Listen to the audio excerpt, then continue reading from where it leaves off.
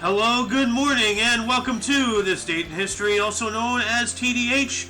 This show is all about the events that occurred to date in years past, both recognized by actual historians, but mainly things that we personally find intriguing enough for us to bring to you. The sources of this information come from the smart device application Today in History, What Happened Today in History, Historical Calendar, and the website onthisday.com. For links to those sources, the music, and anything else potentially interesting, check the underbar in the description below.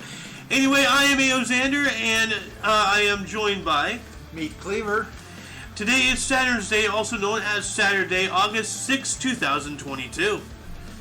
So, what happened on this date in history, you may ask? What happened today? Yeah. Well, starting in 1497, Italian explorer John Cabot returned to Bristol from North America, specifically Newfoundland. He was the first European to do so since the Vikings. Now there's a beard for you. Yeah. Yeah, well, okay, so first European from North America, because Christopher Columbus discovered Central America, as we saw the other day. Yeah. So, yeah. Which was shocking. He didn't get up into Florida like I thought. I would have thought he got into Florida at least, but no. Yeah. Anyway, moving on up into 1600, Henry IV of France invaded Savoy after negotiations broke down over Saluzzo, controlled by Savoy since 1588. So, 12 years. Yeah. Now, it looks like his beard has a double chin. Because you have a... That's wearing apparel, though. You have a lump here, a lump there, and a lump... So it's like a triple chin thing going on right there. 1699, HMS Roebuck, captained by William Dampier, landed at Shark Bay, Western Australia, on the first British scientific expedition to Australia. Huh. Shark Bay. I wonder why he got that name. Yeah, gee, you wonder? Yeah, well, it's around Australia, and their wildlife are murderous. I mean, first off, koalas. Yeah. Alright? They, as a species, are so widespread infected with syphilis that if you get... Yeah. I think it's syphilis. Yeah. It's so in... it's not in their DNA, but, it's just part of them now. That, if you get their saliva on, an open wound or something, or, or you're handling them and you forget to wash your hands, you can get syphilis. Yeah. Yeah. Okay, mate. Koala syphilis. At least half of koalas in southeast Queensland and New South Wales have the sexually transmitted disease, which is a major population in the koala's population decline. Well, but it's the transmission you're talking about that seems a little iffy to me. Yeah, well, maybe it's not the saliva, but I do know that they have poisonous bites. They have poison at least or something. Koala bites. What's it? Oh, what's dangerous about koala bites? Koala's teeth are strong enough to pierce the soft skin of humans harshly, as with the teeth, okay, well that's basic... Yeah, that's a bite. Yeah. Well, there's something that has a dangerous bite. Shall we just say you were incorrect? Is that possible? Not fully, though. Not fully. Of course not. Anyway, 1726, Treaty of Alliance between the Holy Roman Emperor Charles VI and the Russian Emperor were signed at Vienna. Well, there's some proof. I know, I was just about to say that's an external poof. That's the ultimate poof. And he has, a concentrated, focused downward poof. He's got the poof, but he needed a real poof. Yeah. Well, that's a really good hat and a poof right there. Hat and a poof. Yeah, in 1774, founder of the Shaker movement, Mother Ann Lee, arrived in New York. I mean, it's a Shaker movement. Shaking. Shaker movement. 1824, battle at Junon, Simon Bolivar's army defeated the Spanish. Yeah. I think he was the one who unified Chile or something. Military and political leader, Simon Bolivar. He looks familiar. The name is familiar. 1890, future Hall of Fame pitcher Cy Young threw a 3-hit ball on his Major League Baseball debut for the Cleveland Spiders in an 8-1 win versus the Chicago Colts. Chicago. Cy Young. Yeah. They now have the Cy Young Award. Yeah. Best pitcher. Although that haircut is a little weavy. I mean, it doesn't match. No poof there. Well, no, like it's too small for his head. Like it's just doesn't look right. 1923, Gustav Stresemann was named Chancellor and Foreign Minister during riots and strikes in Germany. So during political unrest, yeah, that's an interesting way to enter your office. You know, that's heading up to Hitler time. Yeah, 10 more years. Yeah.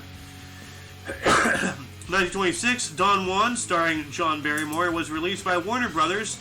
This was the first feature-length film to utilize the Vitaphone sound-on-disc sound system with a synchronized musical score and sound effects. Vitaphone? Interesting. Vitaphone? Vitaphone. Huh. Yeah. Vitaphone sound-on-disc sound system.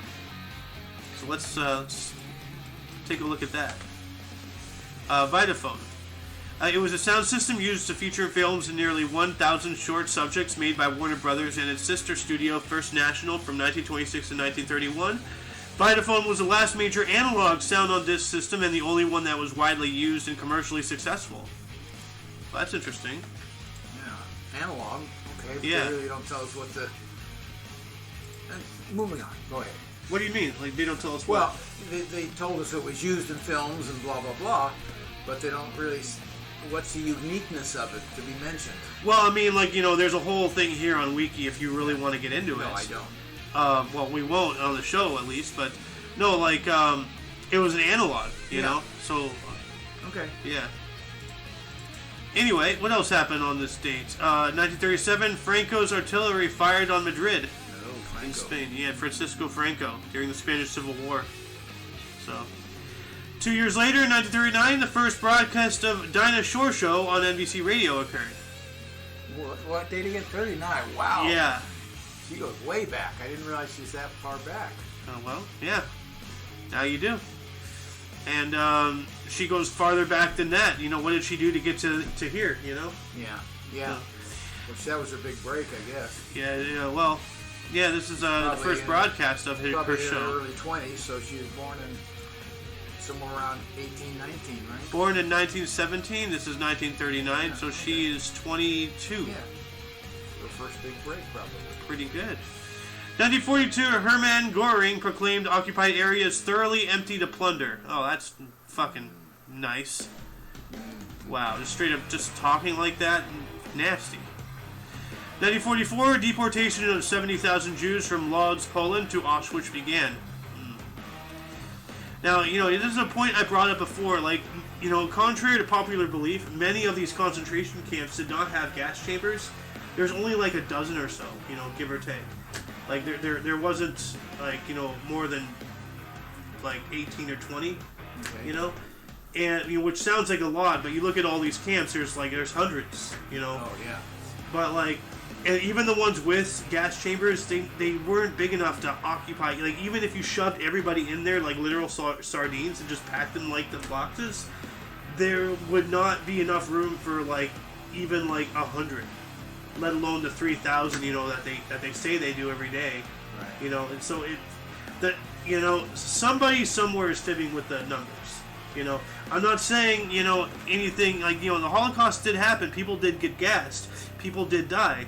It just wasn't 6 million, you know, because it like over 20 years since, you know, the Holocaust itself, the documentation of numbers kept fluctuating up and down, up and down, up and down. So somewhere at some point down the road lied in well, I don't think you can say emphatically, as you just did, that it wasn't 6 million. I can say emphatically it wasn't 6 million. Throw it into doubt. Now, maybe not 6 million going into the gas chamber, but... Well, no, period. Like, you know... There's starvation deaths. I mean, they were rampant and, you know, starving. Mm-hmm. Anyways, it's a horrible thing. Anyway, 1945, the atomic bomb was dropped on the Japanese city of Hiroshima by the U.S. B-59 Superfortress Enola Gay. Yeah. Yep. And then Nagasaki. Well, yeah, later on, like a week later or something, but this was it. Yeah. This was amazing. So on this date in 1945, we've already been in the atomic age, but this was the first and not only time, unfortunately, that such power was dropped in hate. So I had a teacher in high school, lovely teacher. She was really great. Born in Nagasaki. Dang. And boy, would I like to go back and find out about her life at a young age. Now that I have more of a perspective on history. Well, speaking of teachers, I think it was a teacher, but there's some guy who he worked in Hiroshima and he lived in Nagasaki or something like that. So he survived the first blast in Hiroshima. Wow. And it took him a week or so, and he arrived in Nagasaki and he saw a familiar cloud appear. Wow. He survived two. To both of them? Both of them. Yeah. No, he told his story. I'm not sure if he's still alive today, but he survived both of them. Isn't that just? Yeah, that's amazing. That is beyond movie level. Yeah. Oh, that cloud looks familiar. Oh, damn it, again. Couldn't have worse luck than that. Be there for both of them, and then survive it. Yeah. Jeez. I know. Ridiculous. Yeah. Anyway, 1952, St. Louis Browns veteran pitcher Satchel Paige, at the age of 46, became the oldest pitcher to win a complete shutout in a 1-0 versus Detroit Tigers in 12 innings. Yeah, wow. They say he could have been one of the all-time great pitchers, but there was black segregation at the time when in his prime. Well, 1-0 in 12 innings, that must have been a tight game. Oh my God. Yep. 365 days later, 1953, future Baseball Hall of Fame slugger Ted Williams returned to Red Sox for military service in Korea. Ended abbreviated season with .407 batting average. All right. Thank you for your service. Yeah. Korea, wow. 1960, Chubby Checker performed his version of Hank Ballard's The Twist and on the Dick Clark Show, starting a worldwide dance craze. And do the twist. It did. Yep. 1964, Pope Paul VI published the encyclical Ecclesiam Suam. What is that? Ecclesiam Suam. Let's see here.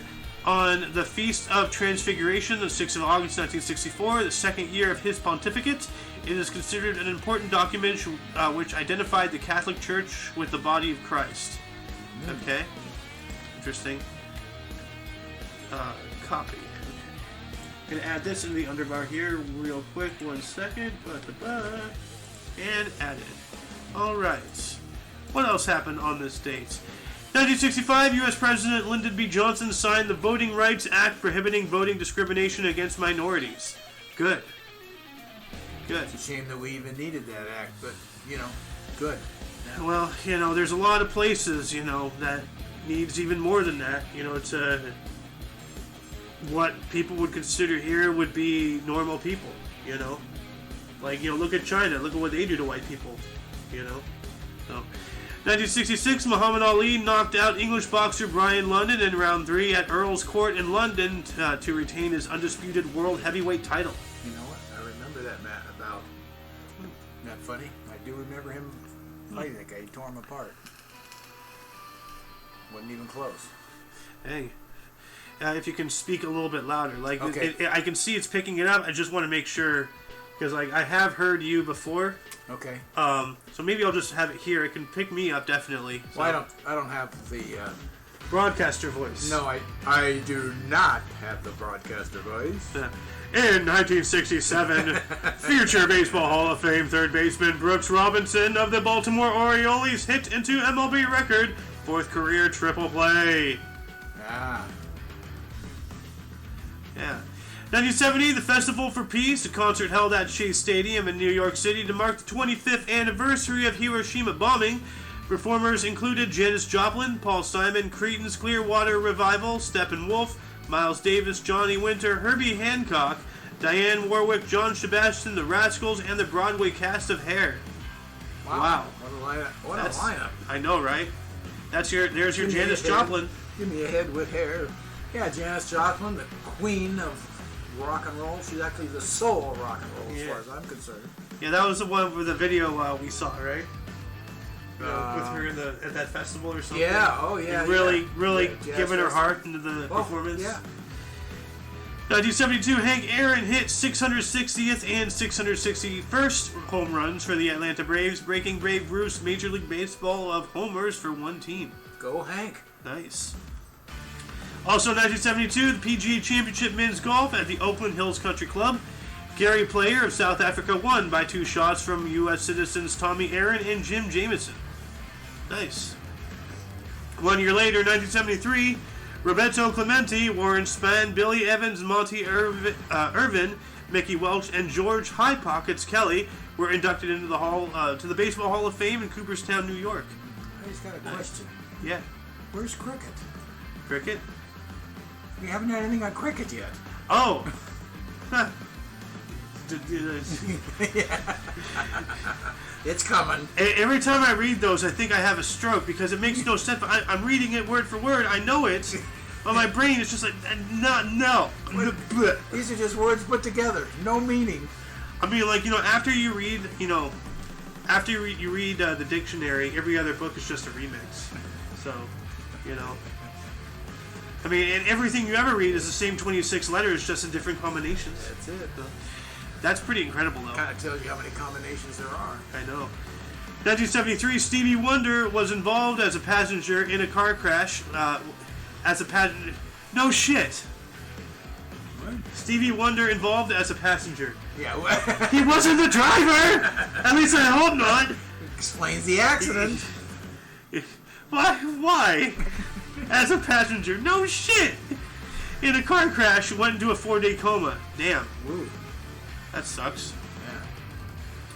Yeah. 1984, U.S. athlete Carl Lewis won a long jump at 8.54 meters, his second of 4 gold medals at the Los Angeles Olympics. Yeah. Nice. He is a runner and a leaper and everything else. Multiple talents. I almost said a potentially offensive joke, so I'll just wait until after the show. And Potentially offensive? well, it will. Pretty much everything you say is offensive. I can't argue that. 1988, Oakland A's outfielder Jose Canseco became the 11th Major League Baseball player to record 30 home runs and 30 steals in a season. Nice. Now, you gotta say one thing for baseball. They always come up with some kind of, steals and home runs. They'll put a combination together. Wow, he's the first one. Yeah. They put weird stuff together and then make it a record. I guess just to make people feel better about themselves. Sure. Yeah. Oh hey, it's a alpha version of a participation trophy. Here you go. 1989. Calcutta. Revival closed at Edison Theater in New York City after 5,959 performances. Wow. Broadway's longest running musical review. That's incredible. 5,000, just under 6,000. Yeah. That's... And I don't even know what the hell Calcutta is, but it appears that everyone's naked. So... That's what it looks like to me. Yeah. I'm not familiar with it either, other than the name. And then, I for whatever reason in my brain, all I hear is, this Indian accent. Calcutta! I don't know why. Why do I have subtitles? What do I... No, that's Middle Eastern. I know. Although it's all the same to me. That's racist. Actually, that's not racist because you don't see the difference. That's it. I'm blind to it. See, that makes me wonder, why are they trying so hard to focus on these segregations and call you a racist if you don't see it? Divide and conquer. Yeah. Simple. Anyway, 1990, Jim Palmer and Joe Morgan were inducted into the Baseball Hall of Fame in Cooperstown, New York. Yeah. This guy should have gone for a second photo op. He looks like We look for an alternative photo. Well, I mean, first off... Like he's had a hard day at the office. Well, he looks like a zombie. He's like... Anyway, also in 1990, President Ghulam Ishaq Khan dismissed Prime Minister Benazir Bhutto in Pakistan. Okay. Oh, well, that's probably why. There's a woman. Power. Yeah, but culturally she's not supposed to. But she got there. Well, that's probably why he dismissed her. She's not there anymore. I don't know. Anyway, Did they assassinate her or something? You know what? Let me check. Making a comeback? Assassination. Yeah. Called it. Yeah. So let's see here. Yeah, suicide bomber. And it really hurt that country. She was an incredible woman. Yep. It's too bad their culture is just so hateful against, certain things like women, And then we out here in the United States, we think women are oppressed. Really? Really? Ridiculous. 1991, Tim Berners-Lee was released, or they released files describing his idea of the World Wide Web. www debuted as a publicly available service on the internet. Oh, on this day in 1991. So happy birthday, World Wide Web. Yeah. Internet. It had to be sometime, Mm-hmm. So now he has a poof, here. What little is left Yeah. is poofing. There's a poof hat. That's a hat. Yeah. That's looks more like a thumbnail. Maybe it's an egg. I think it's actually egg shaped to represent like rebirth. Just as like the egg and. When did the hat become bigger than the head? When the ego, It's all about like oh look at me and big clothing, Anyway, 1993, Pope John Paul II published encyclical Veritas Splendor, which, let's see, what does that even mean? Veritatis Splendor, regarding fundamentals of the Church's role in moral teaching. The encyclical is one of the most comprehensive and philosophical teachings of moral theology in the Catholic tradition. Wow. So that's pretty cool. Yeah. I wonder what an encyclical is. I don't even know how to like pronounce it. So, like, what is an encyclical?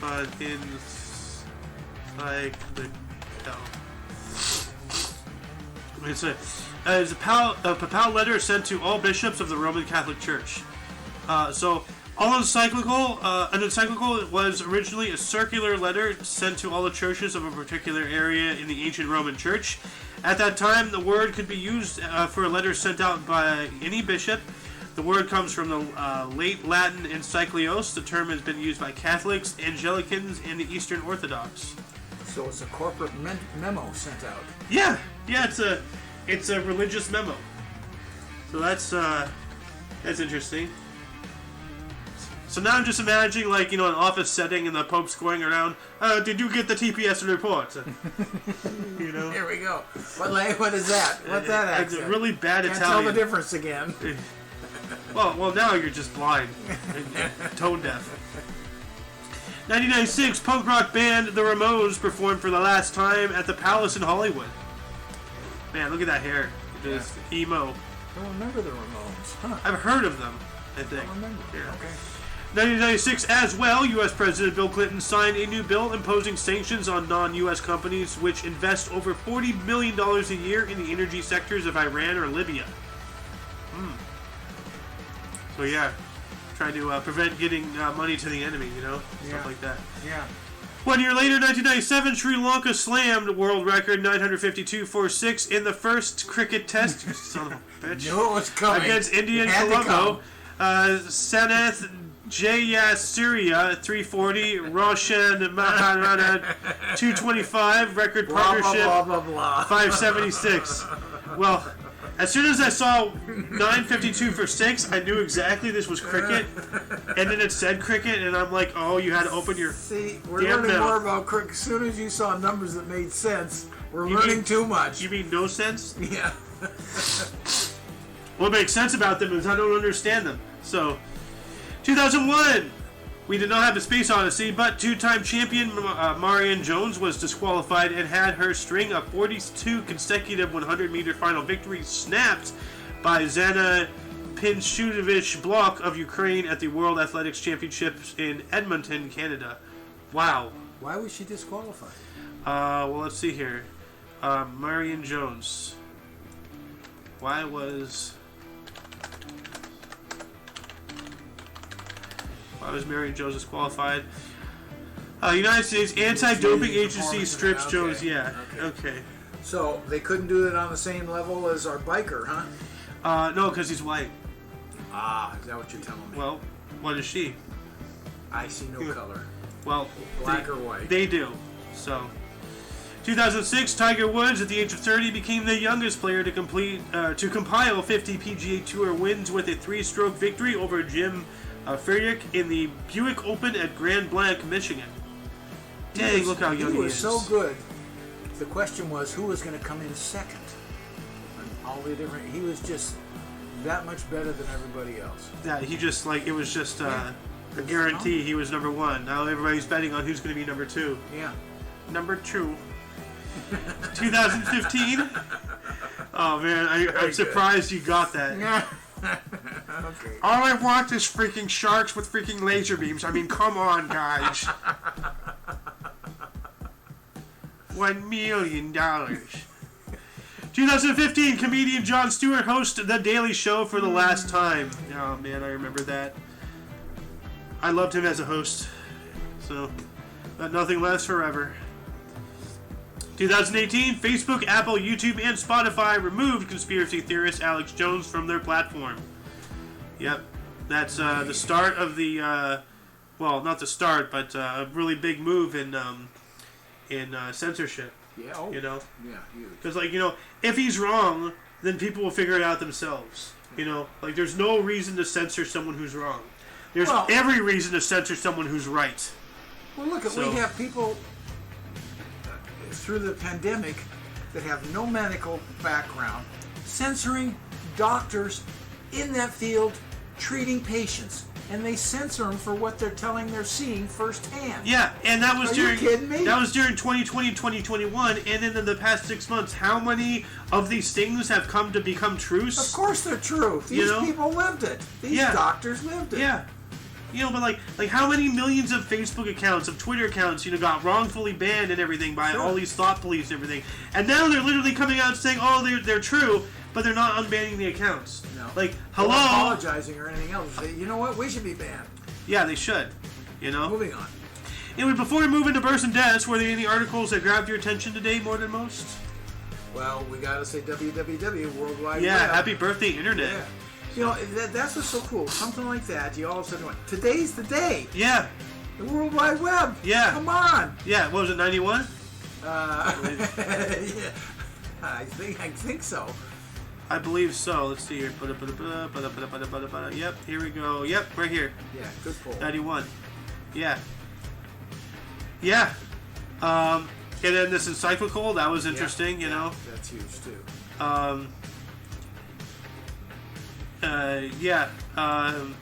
There are several others. The first European to do so since the Vikings, from Newfoundland, from North America at least. Yeah. So, a lot of little nuggets in there that are really interesting. Yeah. Shaker movement. What is the shaker movement anyway? Salt shaker, pepper shaker, Shake, rattle, and roll. Shaker movements. The United Society of Believers in Christ's second appearing, more commonly known as the Shakers, are a millenarian restorationist Christian sect founded circa 1747 in England and then organized in the United States in the 1780s. Okay. So that's what they are. So I'm going to post this in the underbar. Not chronologically in order because I should have looked this up earlier, but whatever. Anyway, moving on into bursts. Starting us off in 1809, we have Alfred Tennyson, who was a British poet laureate of Great Britain, charge of the Light Brigade, born in Salisbury, Lincolnshire, dying in 1892. 1861, Edith Roosevelt, Caro, U.S. First Lady and wife of Teddy Roosevelt, born in Norwich, Connecticut, dying in 1948. So Teddy, Theodore Roosevelt. Mm-hmm. The Rough Rider. Yeah. I'm not going to make the joke that popped into my head. 1881, Alexander Fleming was a Scottish bacteriologist who invented penicillin, born in Lochfile, Scotland, dying in 1955. Well, thank you for the penicillin. Yeah. Yeah. Amazing drug. Yeah. Which, it wasn't it was invented, actually, when was penicillin invented? When was penicillin invented? 1928. Kickstarted a 20-year-long journey to develop it. So 1948, But I do know that penicillin was used heavily in World War II, especially in the immediate aftermath of D-Day. The invasions of Normandy, France, of Europe, and it saved countless lives. Can't imagine how many lives. Anyway, 1886, Inez Milholland was born on this date. She was an American suffragist for the National Women's Party, a labor lawyer, and a socialist, born in Brooklyn, New York, dying in 1916. Well, she had me until socialist. Now everything's kind of, It's a little funny, how, things like, suffragists and women's rights just fall directly into socialism. It's a little strange how they're all like that. Yeah. You look at BLM, you look at Antifa, you look at the third wave feminism, you look at the LGBTQT, everything that's going on, and they all do the same thing. They all censor everybody against them. They don't listen. They don't want a discussion. They want dominance. They want socialism. A little strange. Well, what's amazing now in the women's movement, it's taking the whole flip-flop movement. The real power women coming up are all very conservative women. Yeah. Super powerful. Mm-hmm. Super going to get stuff done. Because they figured out... And they may save this country. You got to look to the women. Yeah, because they figured out the reality of life. And you can't just sit there and bitch about stuff. You got to take action. The mama bears and everyone else. Yep. It's coming. Yep. Hopefully it comes fast enough. Right, Sarah Palin, she's technically she's the forerunner. Yeah, the Mama Grizzlies. Yeah, the Mama Grizzlies. She's the forerunner, but now it's happening. God, I never thought I'd see the day where I'd actually look at Sarah Palin as a positive thing. God, she's a nut job. Anyway, 1911, Lucille Ball was a U.S. comedian and actress. That's a weird way to spell comedian. Comedienne, look at that. I Love Lucy and Ma'am. Oh, that's Lucy. You just got that. Yeah, born in Jamestown, New York, dying in 1989. Yeah. So wow, hello Lucy. Lucille.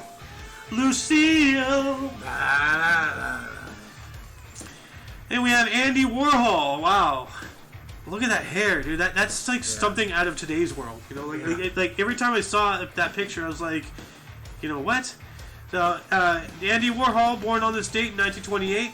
American pop artist and film producer. Frankenstein and Bad, born in Pittsburgh, Pennsylvania, dying in 1987. Huh. So I wonder, when did in 1987 did he die? February 22nd, 1987. Ooh. Just after I was born. Yeah. Huh.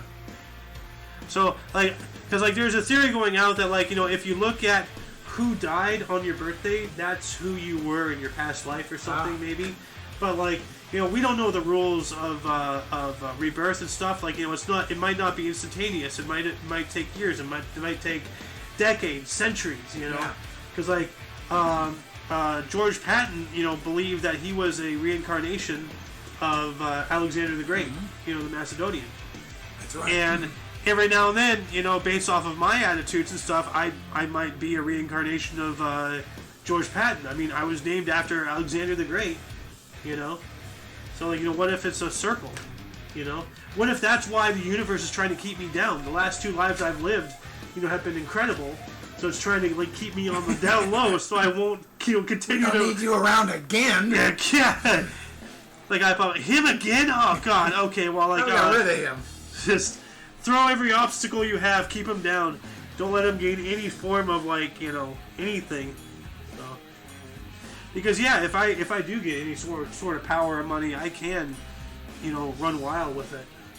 Scary thought. Yeah. Scary thought. I know what I'm capable of. So. Anyway, we have Michelle Yeoh in 1962, a Chinese-Malaysian actress, Crouching Tiger, Hidden Dragon, and Tomorrow Never Dies. Oh, wow, those are 2 really big movies. Yeah. At least for me, Crouching Tiger, Hidden Dragon, and even though it's a Chinese movie, I still think that it should have won whatever, Academy Award or whatever. But things the Academy Awards and all these prestigious awards, for films that we have, it's for domestic only. We do have awards, for, foreign films. Yeah. We do have one for Crouching. But I remember reading something somewhere that because it was a foreign film, it is not eligible to even get into these other categories. And I'm like, that's not fair. It's still a movie. Why does it matter where it comes from? You know? One of the few sure. times I'll actually side with Chinese, culture. Because it is a great movie, Well, they made the foreign films to have their own category so they would be exposed because we're so prominent. But it should be also allowed when a prominent film comes along to become part of our process, but apparently it's not. Well, I mean, Crouching Tiger, Hidden Dragon is So it won no awards other than a foreign film? Yeah. It's ineligible for Grammys so it's or whatever. literally ineligible then? Yeah. No, because of where it was made, it's not eligible for certain awards. That's not the intent, though. That's a shame. Well, intent or otherwise, that's what happens. The intent of having a foreign film category is what I'm saying. Well, yeah. To expose foreign films because we're dominant. But if you're dominant in the U.S. market, you should be able to participate in those awards. That's the thing, because Crouching Tiger, Hidden Dragon, I don't know if it broke any records, but I don't know either. It wasn't but it became a household name for a while. I mean, people referenced it in other movies. It's okay, Crouching Tiger, Hidden Dragon. It became an American movie. Yeah. Period. Whether it was made here or not, it's an American movie. It's enjoyed by the Americans. It became a human movie. Okay. It's a world movie. Yeah. Well, we hope all movies are humane and world. But you get the point. I do. Anyway, born in Ipro, a federation of Malaysia, from Malaya. 1965, David Robinson, American U.S. NBA center, San Antonio Spurs, and Olympic gold in 1992, born in Key West, Florida. Key West is the farthest south point in the United States, period. I believe. Yeah, Key West. I'm thinking of Hawaii, possibly. Far south, though. Yeah. Because Florida trails off and everything. And then you have those dots. West, it's 200 miles to get there. So, it's far. Yeah. 1972, Jerry Horner, or Halliwell, British pop singer, Ginger Spice of Spice Girls, born in Watford, England. Oh, so it's a Spice Girl. So her name was Ginger Spice? That was her stage name. Oh, okay. There's actually, hold on, Spice Girl names. Horner, obviously. Okay, yeah. I don't know. There's Scary Spice, something Spice. Why is her name? Are you trying to spice this show up? We don't have time for that. Okay, anyway, moving on into deaths, we have Ben Jonson at 1637. He was an English playwright and poet, dying at 65. Ben Jonson, that sounds like today, but that's 1637. Good lord. Names just last forever. Then we have Fulgencio Batista, which is a name that doesn't last forever. Died on this date in 1973. He was a dictator and president of Cuba from 1933 through 34 and 52 through 59. Died of a heart attack at the age of 72. I believe he was overthrown right by Fidel. Yeah, I believe so. Yeah. 1978, Pope Paul VI passed away. His actual name was Giovanni Montini. Giovanni, bibbidi bobbidi. He was a 262nd Roman Catholic Pope, serving from 1963 to 78. Died of a heart attack at the age of 80. Then, in 1991, we lost Harry Reasoner. He was a U.S. newscaster for 60 Minutes, ABC, and CBS. Oh, yeah. Died at the age of 68. Harry Reasoner, yeah. Harry Reasoner. I wonder if he was reasonable. Then we have Rick James, bitch! Died on this date in 2004. A U.S. funk musician, super freaky. Died of pulmonary failure and cardiac failure at the age of 56, probably because of a lot of the cocaine, So, yeah, abusive life to your body. Yeah. Yep. And Louis Suggs, 2015, was a U.S. golfer, co-founder of LPGA, 11 major titles, and U.S. Open of 1949 and 52. Died of natural causes at 91. That Suggs. Yeah, it does. Like a sponge. Louis Suggs. Every time I see the word Suggs, I just in my brain, I see somebody just wringing out a soapy sponge, just suggy. At least he lived to a nice old age, I gotta tell you. Yeah. That's good. Yeah. And that concludes the show. Once again, you can check the underbar in the description for any links that you may find interesting. For your dose of past events daily, we stream every day at 10 in the morning Pacific time. For all of you and all of us, I am A.O. Xander. Meet Cleaver. And you are you. And until you catch us tomorrow, don't forget to look right and left at every intersection, rate 5 thumbs, and subscribe. Until then, toodles. Let's go, Brandon.